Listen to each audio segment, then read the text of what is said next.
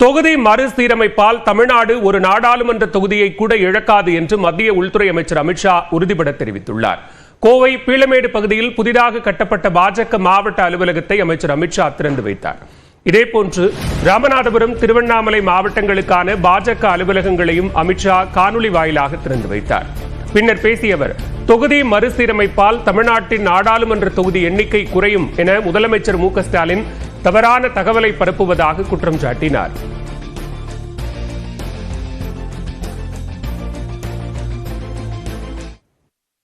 श्रीमान स्टालिन जी, मोदी सरकार ने लोकसभा में स्पष्ट किया है कि डीलिमिटेशन के बाद प्रोरेटा के हिसाब से दक्षिण के एक भी राज्य का एक भी सीट कम नहीं होगा.